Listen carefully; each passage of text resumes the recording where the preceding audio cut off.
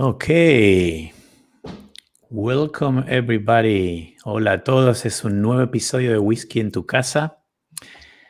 And I have the privilege today to have keeper of the Quaich, Josh Hatton here. He is the National Sales Director with ImpEx Beverages in the US and founder and still one of the co-leaders of Single Cask Nation. Josh es el director nacional de ventas de ImpEx en Estados Unidos, que trae muchos whiskies del mundo, y también el creador de un embotellador independiente, Single Cask Nation. We're going to talk about Single Cask Nation next week. This week, we're going to do Whiskies of the World. I also have Andrés Sánchez from Whisky Malt, Colombia. Manu Iturregi, Residence Café in Bilbao, Spain. And Vero Tomaghelli, Whisky in Buenos Aires. And I would like to start, Josh. I've known you at least for 5-6 years when you were a punk boy and I was into Guns N' Roses. And world whiskies didn't seem to be such a thing. And of course, beyond the Irish, Japanese, and maybe Indian and Taiwanese that were already established. But now almost every country has a whiskey distillery.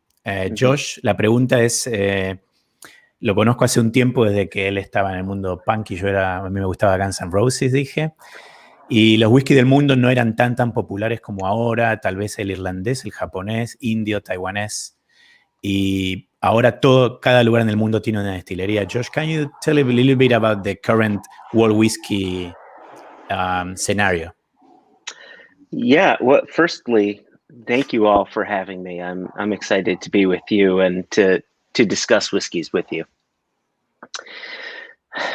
World whiskies is somewhat new. I guess it depends on how you categorize world whiskies, right? I guess even Scotch whiskey would be a world whiskey or a whiskey from the world, but I understand the point.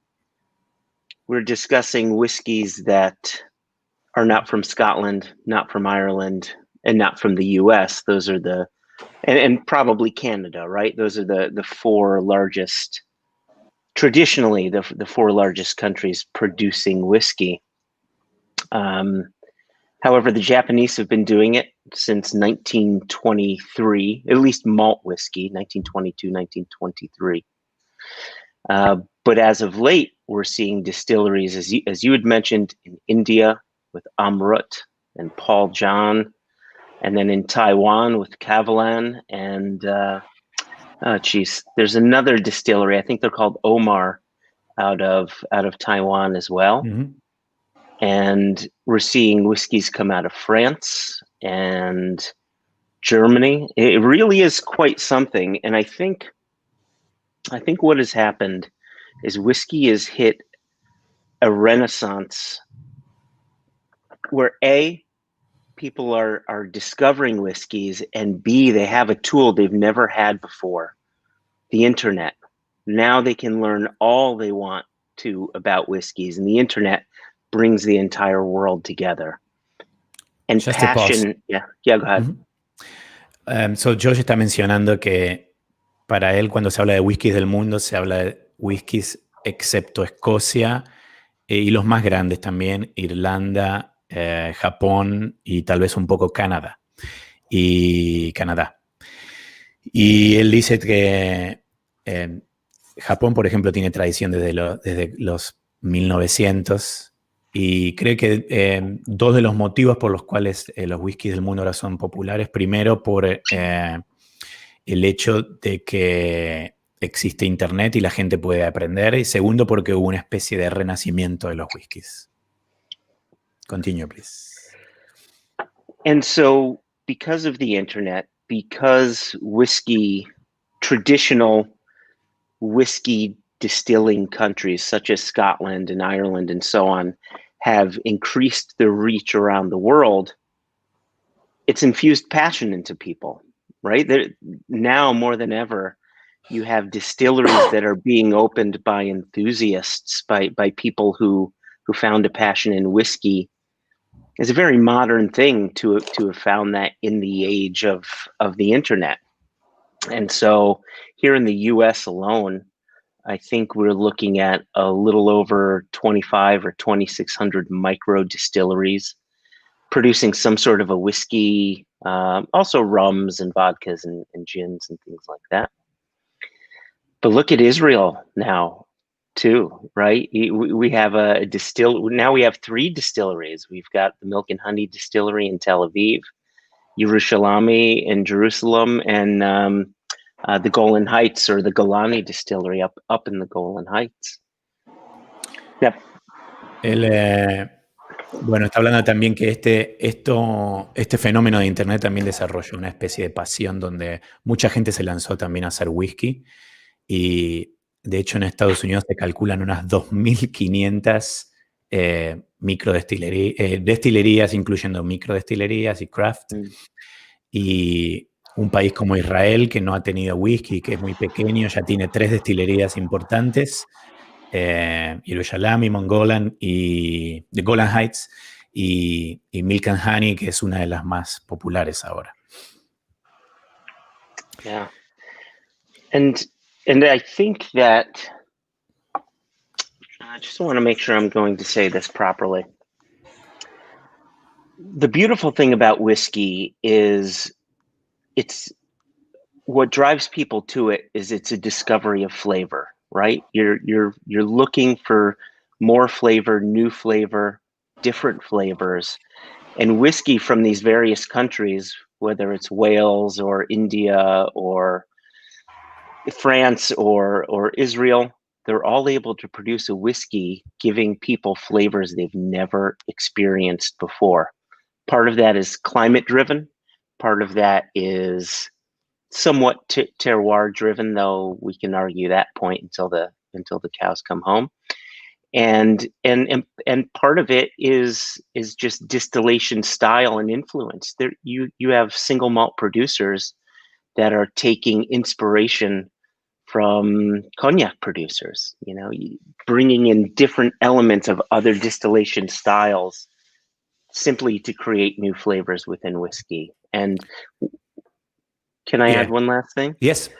And then distilleries such as Westland in Seattle, and I would very much categorize them as a world whiskey producer, single malt producer, where what they're focusing on is creating a really fine beer, almost. No hops in the beer, but a very nice beer to then distill.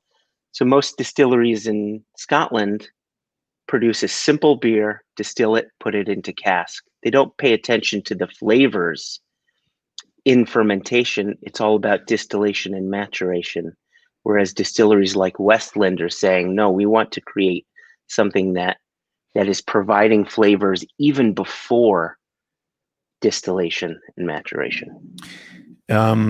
Muy interesante. Que la mayoría de los que les gusta explorar y descubrir whisky saben que una de las cosas más interesantes es encontrar nuevos sabores. Y la importancia del sabor en estas nuevas destilerías está haciendo que ellos traigan, por un lado, elementos locales. Dijo, se puede discutir el terruño, y es una pregunta que yo le quería hacer más adelante. También el tema de poder jugar con ciertos estilos de producir whisky que vienen de diferentes regiones, como por ejemplo prestar atención a cómo se produce el cognac, y eso puede impactar a cómo se produce el whisky en regiones donde, por ejemplo, en Francia. Y algo muy interesante que menciona Josh es que una destilería como Westland, que yo también soy un fanático, que está en Seattle, en Estados Unidos, que hacen single malts.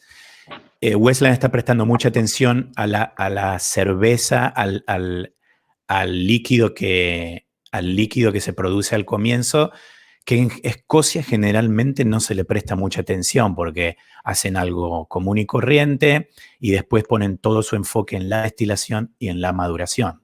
Pero Westland dice, momento, prestemos atención a hacer algo muy, muy lleno de sabor al comienzo y acompañémoslo a través de todos los procesos. Josh, you just mentioned something that I'm interested in, and one thing that come across all these world distilleries is their pride for the local elements. And you mentioned terroir. And nevertheless, in Scotland, you can count with one hand the distilleries that champion the terroir concept, like Bruichladdich and maybe Kilchoman, that we may talk later. Can you talk about this concept in the whiskey world? Y le estoy preguntando si puede hablar del terruño en el mundo del whisky, que muchas destilerías del mundo piensan que es importante y en Escocia no tanto. I think terroir could be a very tricky subject for whiskey.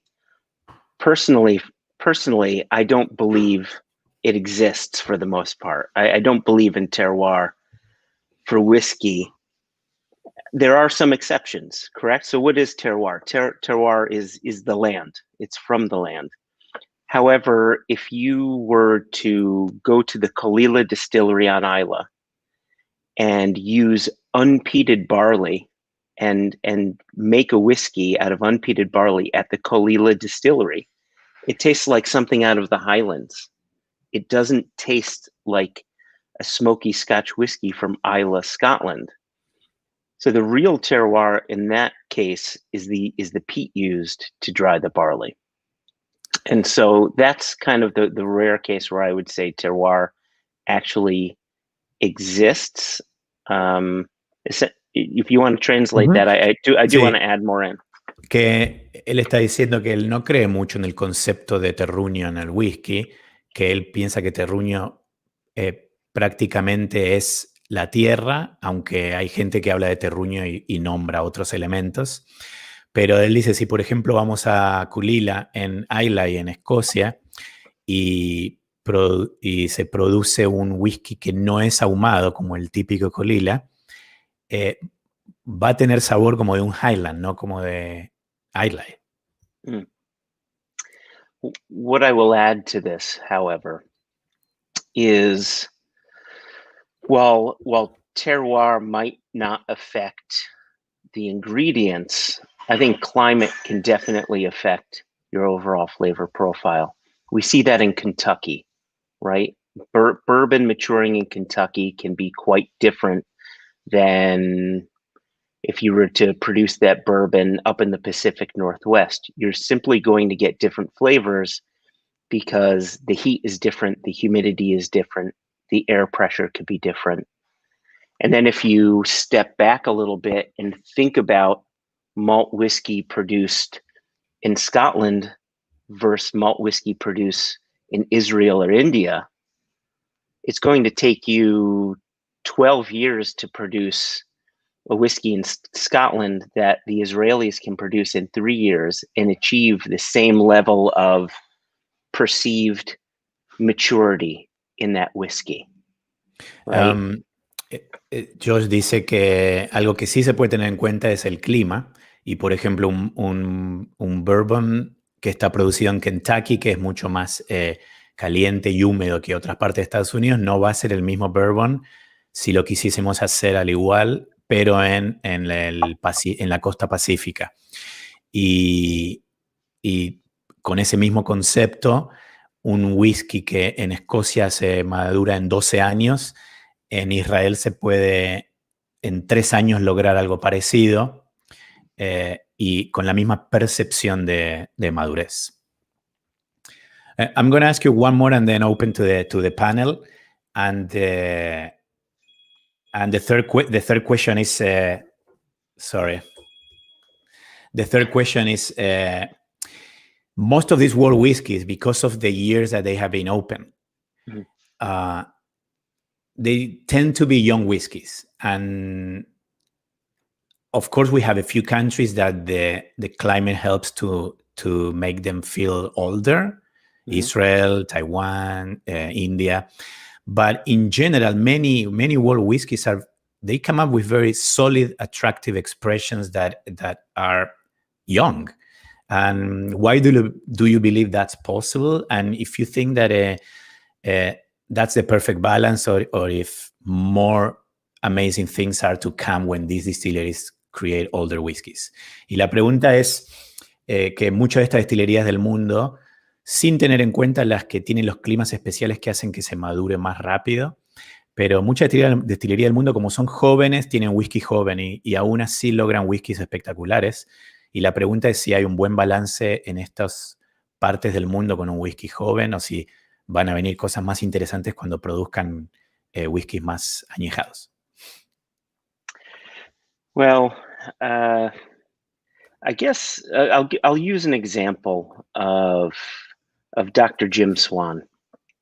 Now, if you've not heard the name before, Dr. Jim Swan, Scotsman, sadly, he's now passed. He died in 2017, but he worked with many distilleries, not just in Scotland, but around the world, who were desperate to create their own whiskeys, right? We have this global whiskey boom. Now we have Kavalan in Taiwan and Milk and Honey in Israel and Penderyn in Wales, and the list can go on.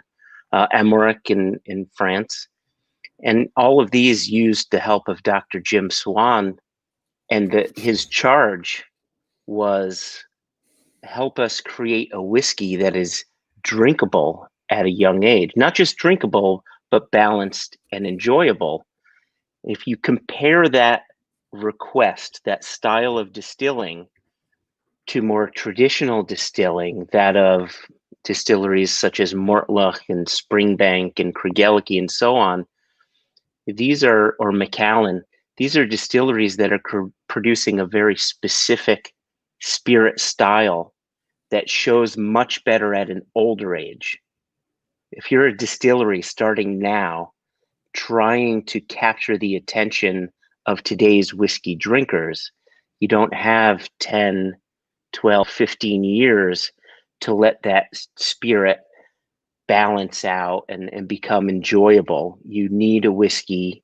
You need a spirit that can be drinkable at 3, 4, 5 years of age. The final thing I'll add to this is another reason that you want this whiskey to be drinkable at a younger age is in some countries like India and Israel and so on. If you let the spirit stay too long in cask, it will simply disappear. All of the angels will drink it.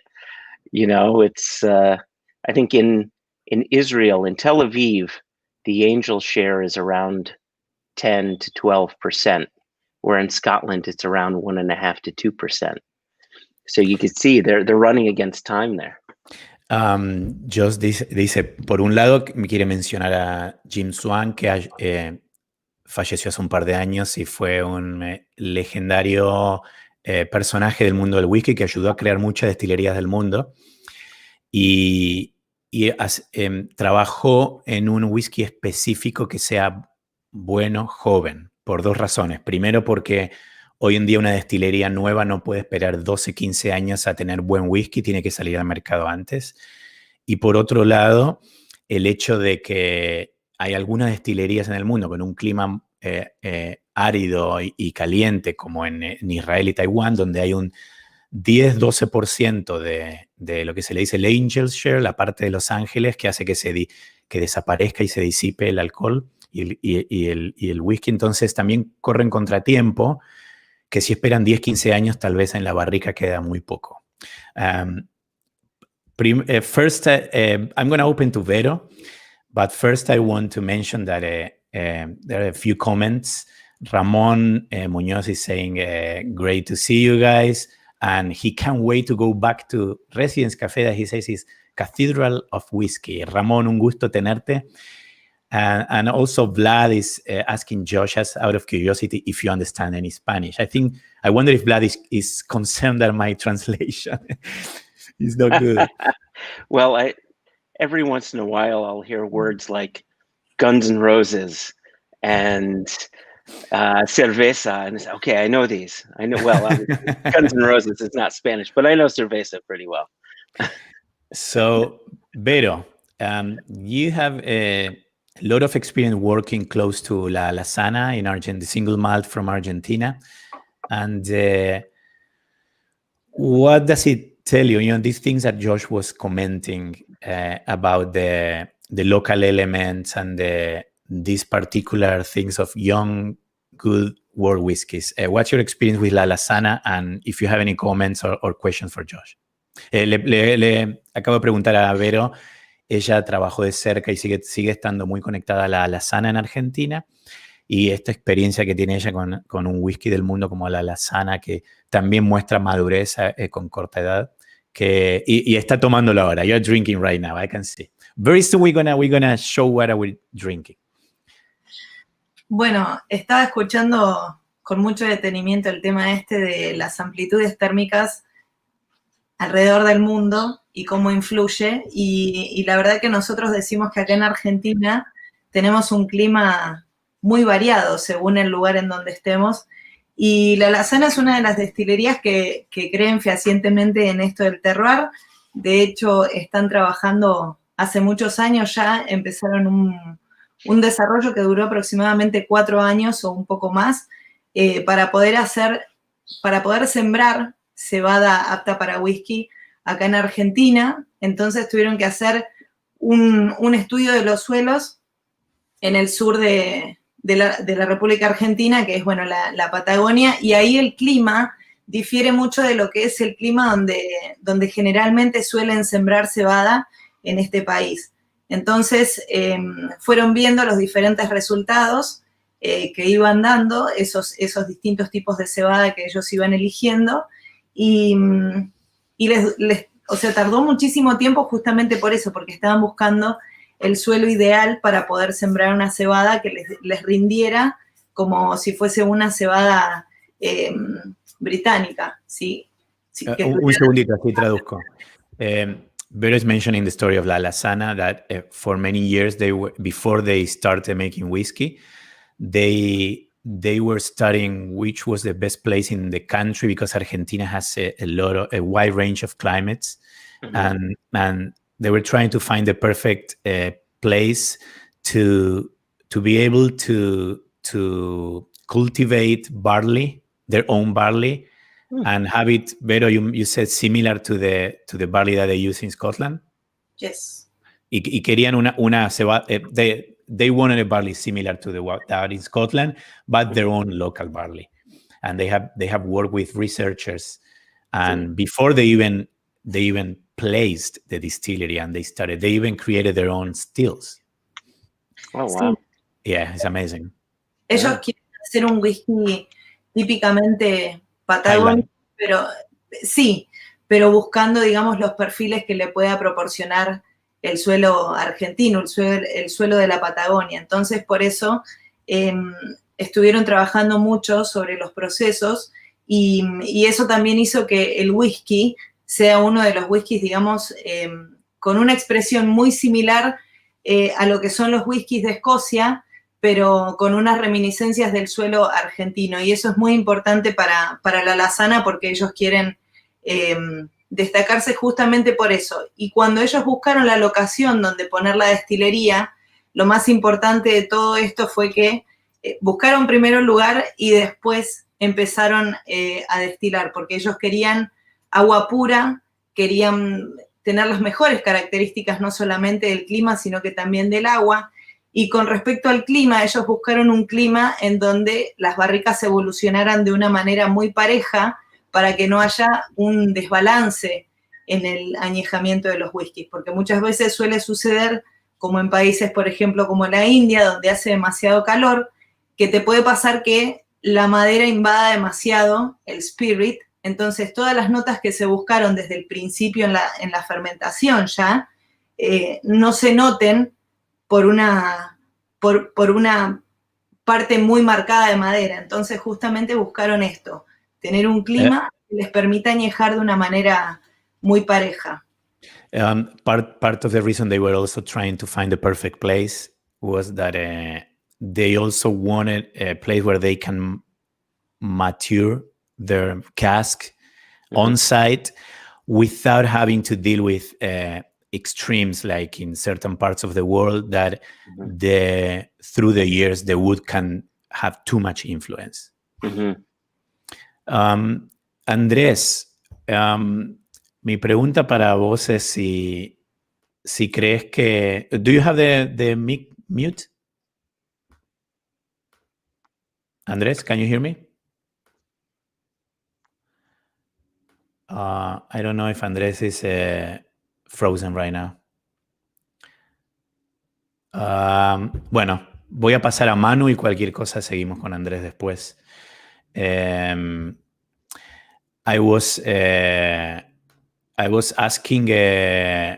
I'm going to ask Manu, and just one more new comments here. Elon from Whiskochos is here. I think, Josh, you know him from the Single Cast Nation fans. He's saying he takes advantage of lunchtime. Llegó Elon de los Whiskochos. Un abrazo a los Whiskochos. Manu, my question for you is, Spain has also a whiskey, one or two, at least two distilleries that I know working. And how do you see their whiskeys?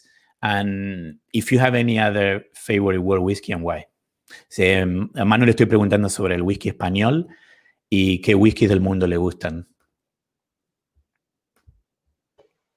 Bueno, aquí hay una destilería clásica, por así decirlo, que se llama DYC, D-Y-C, de destilados y crianzas, y lleva más de 50 años. Y ellos durante mucho tiempo lo que producían era un whisky que se pareciese al Scotch, ¿no? Y sobre lo que estaba diciendo Joshua al principio, también creo que este boom de los world whiskies puede llegar cuando las destilerías o la gente que trabaja en destilerías quiere crear su propio whisky y no simplemente intentar parecerse a Escocia o Irlanda o a los países tradicionales, ¿no? Y que esa evolución y ese boom que estamos viviendo ahora puede llegar de ahí, de buscar tu personalidad, porque Francia producía muchísimo whisky pero intentaba ser como Scotch y ahora gente como Bilbao o Brenne están haciendo cosas diferentes y aquí pasaba un poco igual, o sea, la destilería clásica era esa.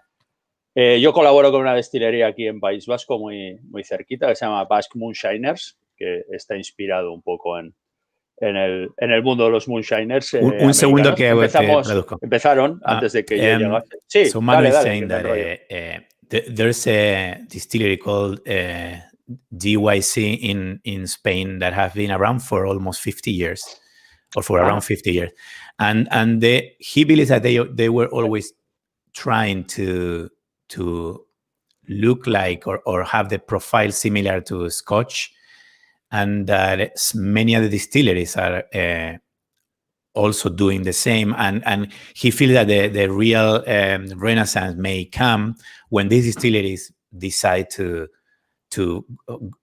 look for their own profile and try to highlight the best that they have without looking at Scotland, or without even unconsciously comparing themselves to Scotland.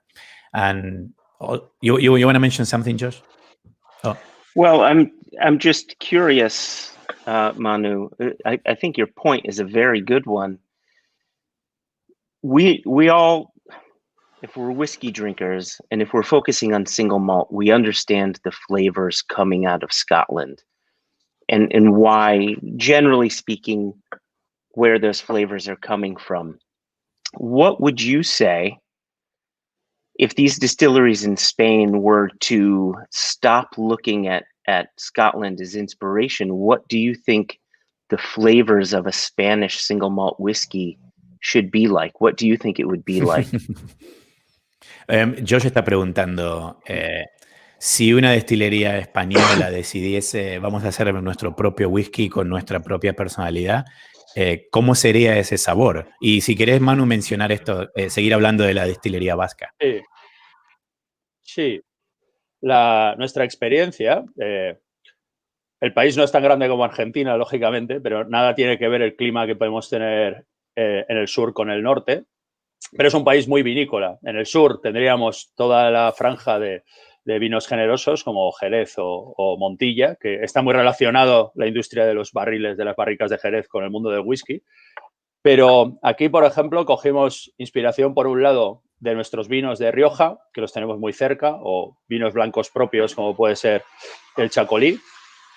Y por otro lado, el lema de nuestra destilería es Follow Yourself, con lo cual, con la normativa europea en la mano, vamos a ver qué es lo que podemos hacer para trabajar.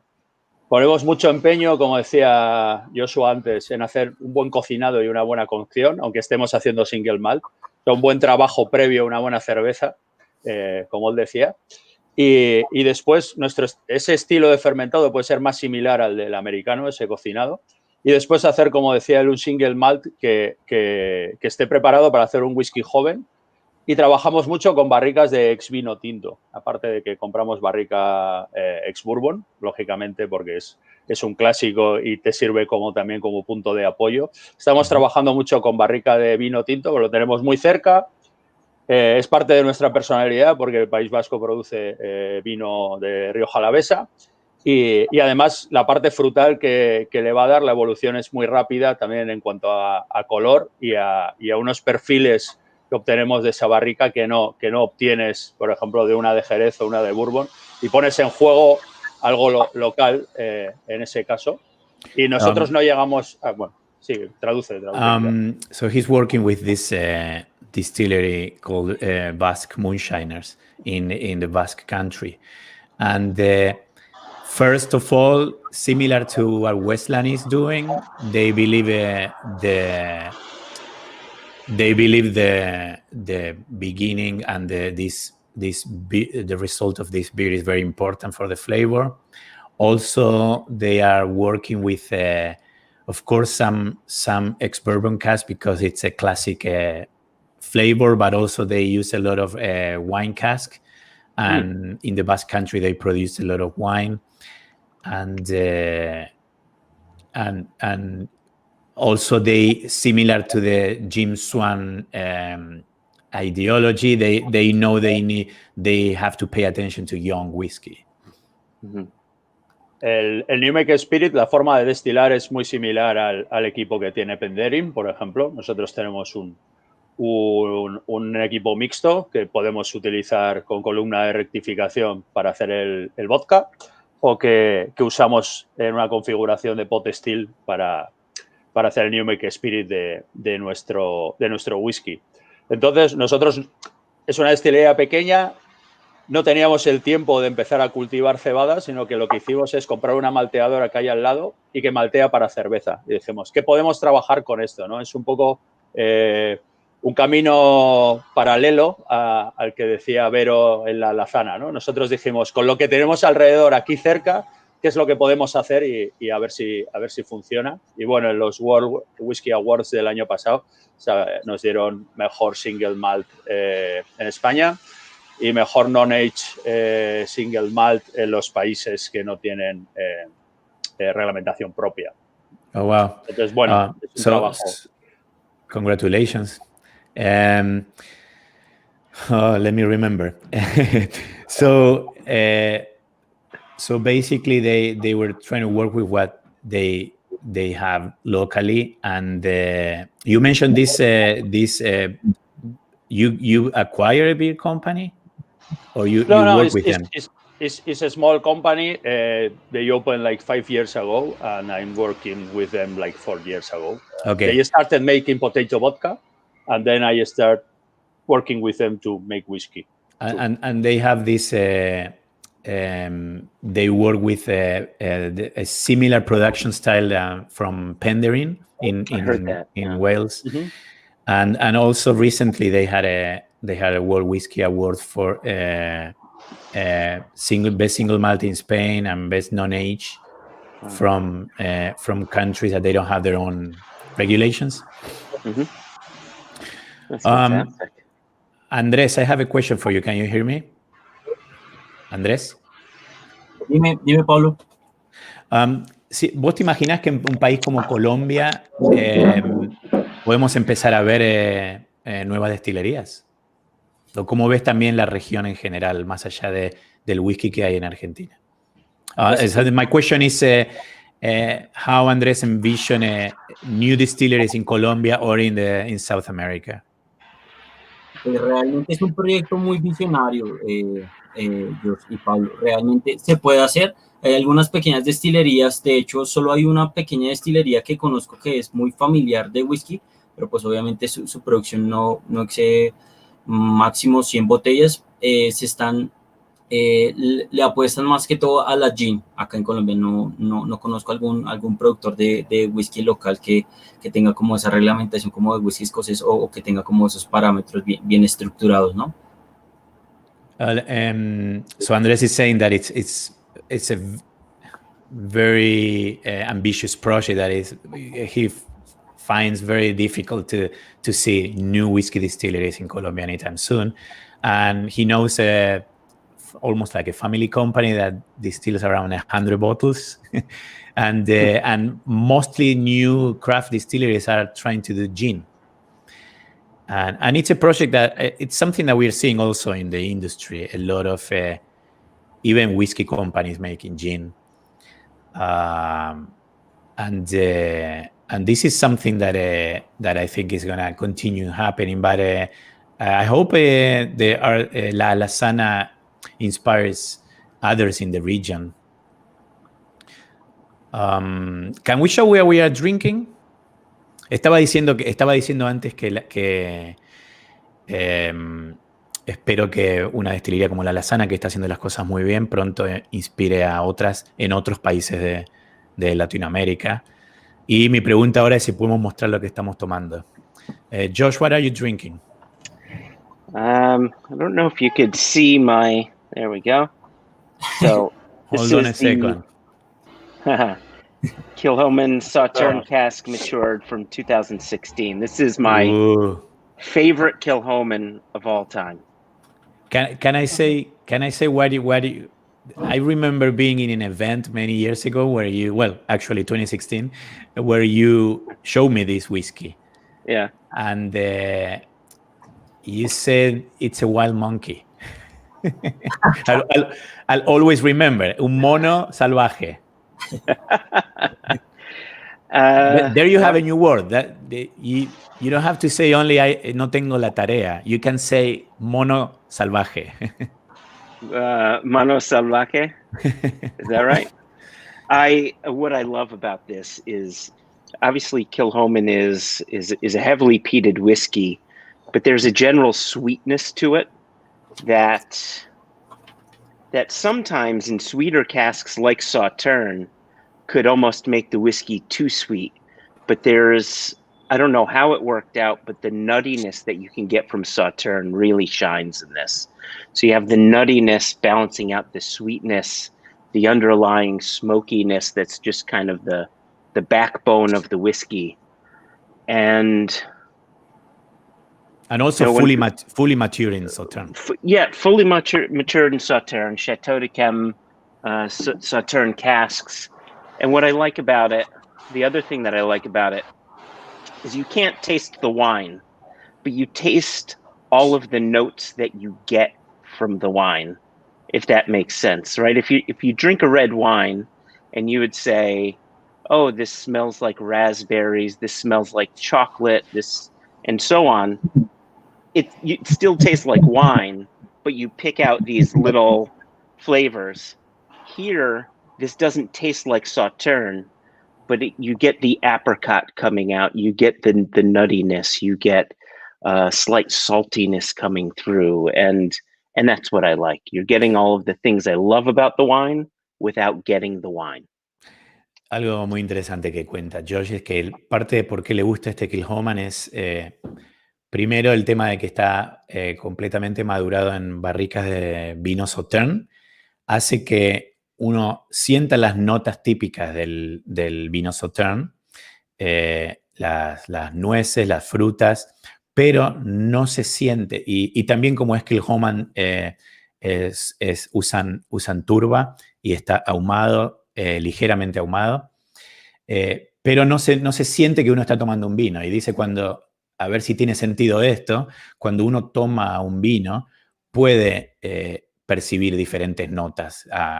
Pueden ser madera, nuez, fruta, pero cuando toma el vino siente que es un vino. En cambio, con este whisky completamente madurado en Sauterne, siente las notas del vino, pero siente muy fuertemente que es un whisky. No es un whisky con sabor a vino, es un whisky. Vamos a pasar a Vero. Vero, can you share what are you drinking? Vero, ¿qué estás tomando? La Lasana High Merlis. Este whisky tiene la particularidad, hay otra versión, hablando de barricas de vino, que está terminado en barricas de vino Chardonnay, de la bodega Alfredo Roca. Sí. Ahí está, perfecto. A ver, ahí se ve bien. Ahí estamos. Y la particularidad que tienen es el cuidado del traslado de estas barricas para que justamente no se contaminen, no se creen colonias de microorganismos que no sean buenas después para el destilado. Entonces hacen un trabajo muy minucioso al ir a buscar las barricas. Ellos llevan el spirit en un tambor de acero inoxidable. Cuando las barricas ya están listas en la bodega en Mendoza, entonces se trasladan, vacían esas barricas que contuvieron vino Chardonnay y una vez que las vacían, automáticamente las llenan con el spirit y después cuando se vuelven, llenan las barricas hasta la mitad, a mitad de camino las dan vuelta justamente para que durante todo el viaje esté en contacto la barrica con el spirit. Entonces, cuando llegan a la destilería, lo que hacen es terminar de cargarla y ahí dejan el tiempo de añejamiento suficiente para que se amalgame y para que suceda esto que decía George, que las notas del vino, por ejemplo, no tapen esas notas tan marcadas, por ejemplo, que uno va produciendo a través de los diferentes procesos de elaboración. Es decir, ¿no? que apenas llegan, ellos van con el whisky a buscar las barricas vacías. Exactamente. Y las cargan hasta la mitad antes de llegar a la destilería. Claro, es así. Llegan a la bodega Alfredo Roca, cuando las barricas ya están listas, entonces vacían las barricas de vino blanco.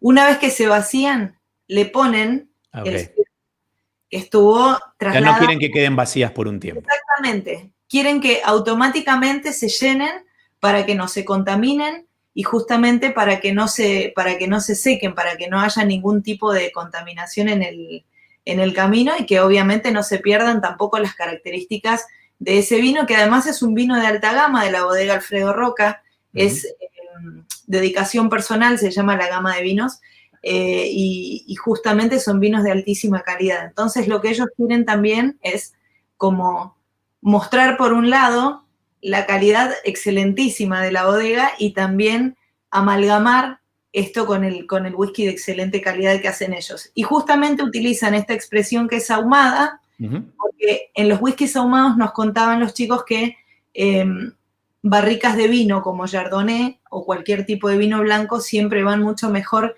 y estiran esas notas y no se pierden con la parte fenólica del whisky ahumado.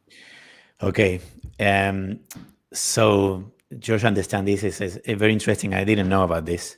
La Lasana, she's drinking a peated version of, and the one that you're drinking is a full bourbon, right? Yes. She's drinking one that is mature in ex-bourbon, but there's another version mature in or finished in Chardonnay cask. And what they do is they work with a vineyard in Argentina that is well known and has and they sell them the casks that from very high quality top wine that is limited edition called can you remind me the name, Vero? El nombre del vino. Alfredo Roca. Pero el nombre del vino. Personal. Oh, there's a line called personal dedicación personal from this vineyard Alfredo Roca. And what they do is they travel to pick up the casks, the wine casks, with their whiskey already in a stainless steel big cask. Yeah. And as soon as they get the casks empty, they put half of their whiskey and they travel back to the distillery. So there's no moment where the wine cask is completely empty, drying or running the risk of contamination. When they arrive the distillery, they put the other half. And also they like to use a wine cask in peated whiskey because they think it's a little more delicate and it doesn't get too overwhelming. It's very interesting. And I tried, and I still have a tiny bit of Alasana peated Chardonnay, and it's fantastic. Wow, that's very smart. Such a smart idea. Muy inteligentes, dice. Quiero mandar saludos a Hernán de Whisky en Buenos Aires, que está ahí poniendo un comentario. Y Eilón había dicho también algo para Manu, que después quiero que si Manu puede echarle un ojo a la forma de los alambiques, cuando Manu estaba hablando del Basque Moonshiner. Y let's go to Andrés. What are you drinking? Andrés. A ver. Otro Kilhoman. Vamos a verlo de cerca. Makir Bey. Makir Bey, yes. Sí, ya han hablado muy bien de Kilhoman, ¿no? Pero pues también hay algo que me gustaría resaltar, y es esta destilería que tiene George a cargo, o que representa, que es Penderyn, ¿no? Es una destilería poco convencional, ¿no? Que ya que a cargo de ella están 2 maestras destiladoras. Y después de que comienzan su producción en el 2004, comienzan con cosas muy poco convencionales, ¿no? Su fermentación no está en la destilería, sino se hace en una cervecería, así como algo alusivo a lo que mencionaba Manuel. También tienen el corte más alto que hay en toda la industria, ¿no? Al 92%. Y pues esto hace que este alcohol vaya a evolucionar totalmente en la barrica y evolucione y se comporte totalmente diferente, teniendo un método de destilación diferente, ¿no? Un potting coffee, un tipo de destilación Faraday Steel. Entonces, esto va a hacer que este corte, pues, se logre, ¿no? Y sin duda, pues, es una de las destilerías más convencionales y que más me llama la atención en cuanto a los temas que estamos tocando y de las destilerías que vamos a hablar hoy, ¿no? So Andrés shared that he's drinking a Kilhoman and Makir Bey, and he wanted to mention about Penderyn, that he loves Penderyn, and the fact that they have slightly unconventional ways of distilling. They have 2 master distillers working. They have one of the highest cuts at 92%. They ferment outside the distillery. I don't know if this is still the same. It's not the same anymore. No, in 2013, they started doing their own fermentations. So, okay, 2013 su propia fermentación, yes. Yep. Up until then, they were getting the ferment from Brains Brewery. Yeah. But, yeah. Pero aún así siguen haciendo cosas muy interesantes. Yo he probado algunos y muy, muy especiales. Manu, what are you drinking? I started with Kilhoman, but now I changed to our whiskey. This is the second batch we made. Agot is the name of our single malt, and this is the second batch, PX edition, because we use sherry cask too in the maduration. When we make the fermentation, we make the cooking with the cereal inside. We cook it, we brew it like to make a beer with the cereal inside. And the first distillation, we make it with the I don't know how it's in English, el bagazo, all the cereal inside. And we make two distillations. The second without the cereal, and we cook it at 80%. So we want to fix the primary flavors and aromas in our new make spirit, because we are going to make young whiskies, as we were talking before, no? About this, to make a new make spirit, thought to make from 3 to 5 years whiskies, and we mature it separately in different kind of barrels, and then we bat it, or we make a coupage of this. That is the style, and we have made 3 different batches at the moment. Do you mind translating it yourself? Sí, perdona, sí, me cambié. Sí. Decía que nosotros trabajamos el cocinado, la fermentación con el propio bagazo del cereal dentro, en vez de pasar por agua como hacen en Escocia y en Irlanda. Hacemos las cocciones a diferentes temperaturas y la primera vez que lo metemos al alambique fermentamos con el propio bagazo dentro para fijar esos aromas, esas notas que nos va a dar la cebada. Y después en la segunda destilación subimos hasta un 80% donde hacemos el corte. Y la maduración es estática en diferente tipo de barricas y a la hora de hacer nuestro lote hacemos ese bat, podrían decir los británicos, o ese coupage. Y el primer lote era ex Bourbon y ex Rioja Alavesa. Este segundo PX. Tiene también PX, pero no es un finish, sino hay una parte que estuvo por 3 años en barrica de PX. Y ahora el nuevo lanzamiento... ¿Y los casaron? Eso es. Nosotros vamos viendo los porcentajes, al principio casi como, con probeta, y después hacemos las extracciones de las barricas para hacer el batch. Y ahora acabamos de hacer un segundo lote con el mismo estilo que el primero, que lo llamamos Pioneer. Y bueno, lo hemos titulado 4.6 Edition, porque la edad mínima sería 4 años, pues son barricas de 4 o 5, pero la media aritmética de todo el líquido contenido es 4,6 años. Es 4.6 years inside. So the way that you guys are doing this mix of cask at different ages reminds me of a whiskey that I love from Germany called Sleers. SLYRS, Sleers. Yeah. That I have one that is the Sleers 51, and they have a 3 years old in parallel. That it's I think it's Sauterne, Bourbon, and Cognac or PX, and then they put them together, and the aroma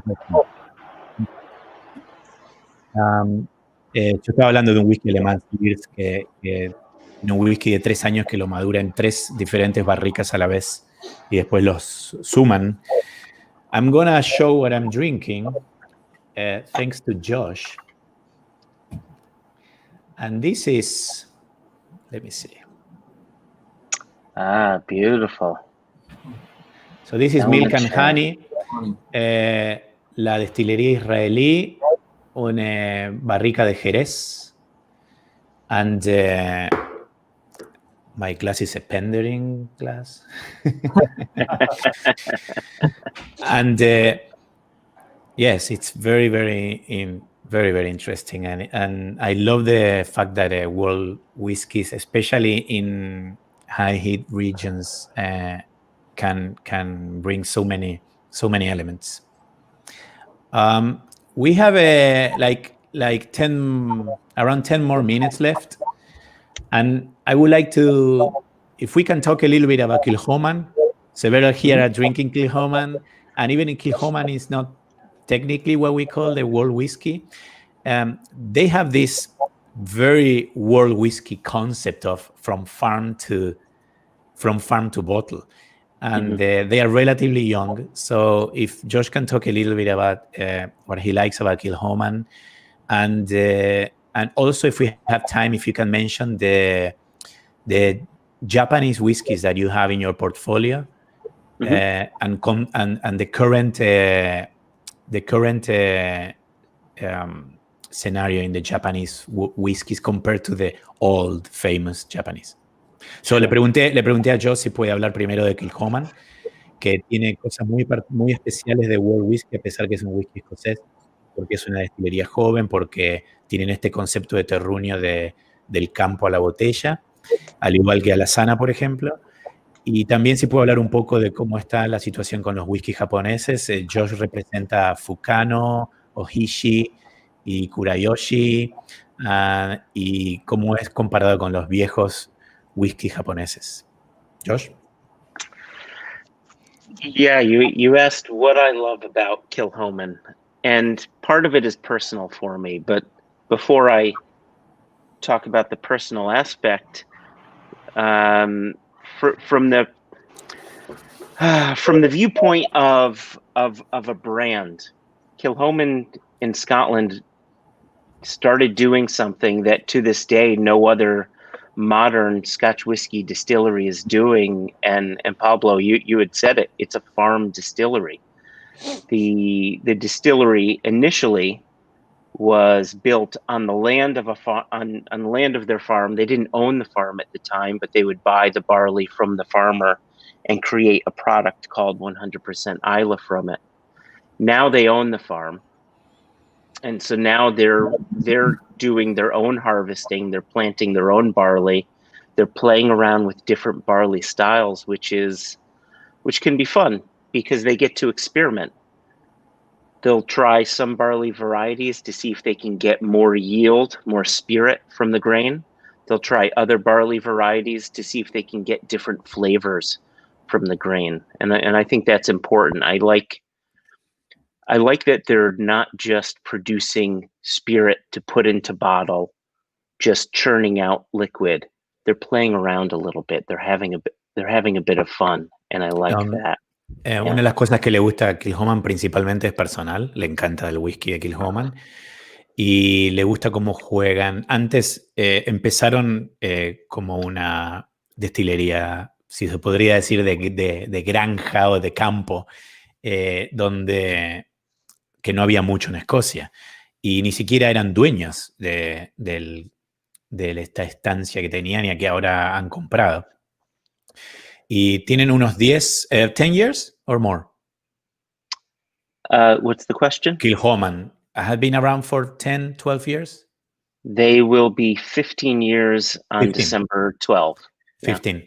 Están por cumplir 15 años y empezaron simplemente con whisky que ellos le llamaban 100% Islay porque todo era de Islay, todos los elementos. Y que ahora cree que están jugando mucho y experimentando más y que les parece muy interesante. Somebody wants to add, ¿alguien quiere preguntar algo sobre Kilchoman antes de pasar a Japanese Whiskey? Si hay alguna pregunta y si no... Algo está pasando que no puedo... Oh, are you guys mute? We were mute, but no, for me, no question with Kilchoman. Okay. Y si no tenemos preguntas sobre Kilchoman, podemos pasar a whisky japonés, que nos quedan pocos minutos. No questions about Kilchoman. Everybody loves Kilchoman. And we can go to Fukano, Ohishi, and relatively new Japanese distilleries. And a lot of people saying that, Japanese whiskey is not the same anymore. And what can you talk about this? And by the way, I have a very nice whiskey that is hold on. The Ohishi. Yeah. Ohishi ex brandy 10 años. I think they have a lot to bring. Not all the new Japanese whiskey, but Josh, what can you say about this new wave of Japanese? Well, the first thing that I would say is, and you mentioned them before, Ohishi and Fukano, they've been distilling, if we use the example of Fukano, they've been distilling for more than 100 years before Suntory was distilling in Japan. The only difference is they were distilling, the grain they were using was rice rather than malted barley. And the reason why what they were doing 200-ish years ago, 150, I don't know, my math is terrible. Whatever the number is. No, 200. Yeah, there we go. 200 years ago, Japanese was a closed society. There was no import. There was no export. And so while whiskey started in either Ireland or Scotland and then spread out through the world under the name of whiskey or uskaba early on, that never went to Japan. However, Japan had their own tradition of distilling. if it were an open culture, if they allowed for importation and exportation of products those hundreds of years ago, then perhaps what Oishi and Fukano were, what they had been doing, could have been called whiskey. But it's only recently, bringing the product into the US and into Canada, that we are calling it whiskey because it meets all of the guidelines as to what can be called a whiskey here in the States. So George is saying that something interesting about this Japanese distilleries, that they have the distilling. Pardon, I'm translating English into English. It's not the milk and honey, I promise. Estaba traduciendo inglés al inglés. Mal inglés al mal inglés. Buen inglés al mal inglés. Básicamente que Japón tiene cultura de destilar por cientos de años, solo que usaban arroz. Y hasta el día de hoy también. ¿Fukano is rice or right? Rice. Yeah, Fukano rice. todavía hace whisky de arroz que es muy bueno.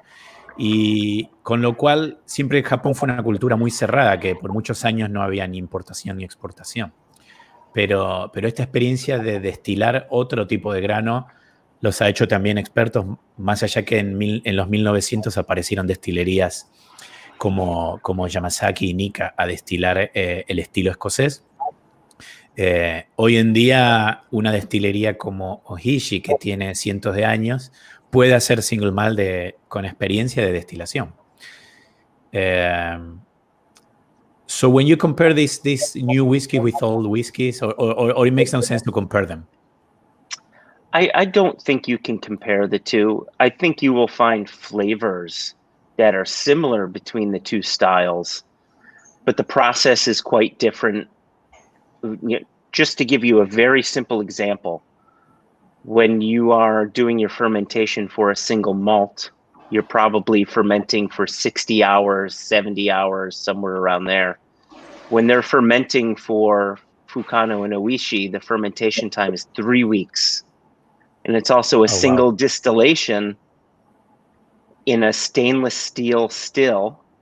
And it's not just grain, yeast, and water. It's grain, yeast, koji, and water. So koji is a mold that will eat away at anything that could create a sulfury compound or methanol. You can't create methanol because of, in part, the use of this koji. So it's a very different product from the beginning. Even when they do single malt? They don't do single malt. Oh, you're talking about the rice. You're talking about the rice. Yeah, right. Where Suntory and Nika are making single malt like Scotland does, Oishi and Fukano are making rice whiskey or rice spirit that's very traditional to Japan. Mm-hmm. Very different. Que el tema con Oishi y Fukano es que al trabajar con el whisky de arroz, que la destilación es muy diferente, llevan más semanas, utilizan una especie de hongo que I don't know if I'm translating it right.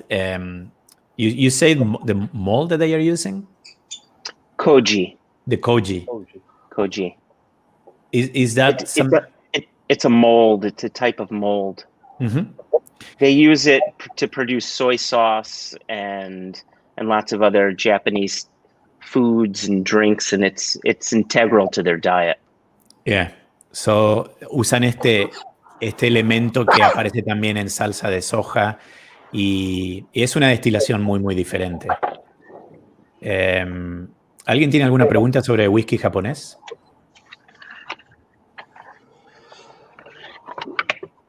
No preguntas sobre whisky japonés. Yo. Oh, Vero is going to ask about Japanese whiskey, and we have to close in a few minutes. Sí. So, last question. Solo quería preguntar si ellos, por ejemplo, a la hora de denominar un whisky como single malt, ellos tienen en cuenta, por ejemplo, algunas reglamentaciones que se tienen a nivel mundial, como el hecho de que los alambiques tienen que ser mayormente de cobre y no de otro tipo de de metal por el tema de las reacciones químicas que se generan durante la destilación. What's the situation in Japan with the regulations and in terms of how the stills have to be, and also the minimum age and all the other things? And I know that there's certain regulations that are they're kind of talking in the Japanese industry to bring either an association or regulations and to what is called Japanese. Correct. The unfortunate thing right now is there aren't many regulations, and the regulations that they have are quite different from any other country. So firstly, you can distill a spirit, put it into a cask for 1 year, put it into a bottle, and still call it whiskey. Whereas in Scotland and many other countries, they use 3 years as a minimum. I'm not saying that's a bad thing. I'm just saying it's different. And do you want to? No. Well, simplemente que en Japón se puede llamar whisky a un whisky de 1 año, cuando en Escocia el mínimo es 3. Yeah. Another unusual regulation within Japan is any company can import whiskey from Scotland or Canada or America and add a little bit of Japanese water to it, put it in a bottle with a name, and say this is Japanese whiskey. And that law, that has been going into effect for years and years and years. And it's not because they're trying to hide anything. It's simply because there wasn't a lot of whiskey being produced in Japan to meet the demand of whiskey for the Japanese market. And so the tradition has always been to bring in spirits from other countries, make your own product out of it, and then sell that product. We will start seeing regulations change to that, though. Parte de las regulaciones que en cualquier momento pueden cambiar en Japón es que todavía uno puede traer un whisky de otro país y embotellarlo en Japón, agregarle agua o algún otro elemento y llamarlo whisky japonés. Y eso es algo que el público se ha quejado bastante, y eso es algo que puede ser que cambie pronto. Similar en España. Well, it's similar in Spain. You can import, because Scotch whiskey has to be bottled in Scotland. So you can buy whiskey and bottle here and create your own label, and it's a local product. And there are some brands. Lo mismo en España se puede. Bueno, I think that the regulations will help the Japanese whiskey in the future, the new Japanese whiskey. I think so, and I hope so. There are some companies that are embracing transparency. And you mentioned it before, the Kuriyoshi brand, which is owned by Matsui. Mm-hmm. So Matsui is a distillery, and they're producing single malt whiskey, but the Kuriyoshi brand is pure malt. And anytime you see the term Japanese pure malt, you can almost always assume that the majority of it, or almost all of it, is not actually fermented and distilled and matured in Japan. Mm-hmm. But Kuriyoshi, however, anything up to 18 years old, they do guarantee that there is Japanese single malt in there.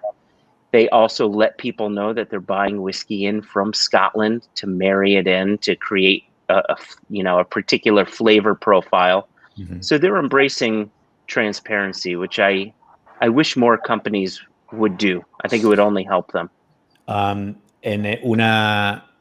Hay una compañía que se llama Matsui que hace el whisky Kurayoshi, que ellos, cuando le dicen pure malt, casi seguro el pure malt japonés es whisky de Escocia embotellado en Japón o madurado en Japón. Y lo que está haciendo Kurayoshi es tratando de ser más transparente, primero avisándole a la gente que, primero poniendo whisky japonés en la mezcla, y segundo explicando en las etiquetas o en las cajas o avisando a la gente que lo que estás comprando es whisky de Escocia. terminado y reproducido y embotellado en Japón. Y ojalá que haya más de esas. Josh, Vero, Manu, Andrés, gracias a todos. Time is flying. Y nos vemos semana próxima, next week, Independent Bottlers. I'm very excited about it because I'm a big fan of Single Cask Nation, and we can talk about other type of bottlers too. Así que, si todo va bien, nos vemos próxima semana, next week. Josh? Muchas gracias. That's my other one. Remember, mono salvaje. Sí. Yeah. Y no tengo la tarea. Okay, bring it next week. Okay, very good. And Friday is a good day to drink Israeli whiskey. Yes, it is. Gracias a todos y nos vemos la semana próxima. Gracias. Chao, cuídense mucho. Gracias.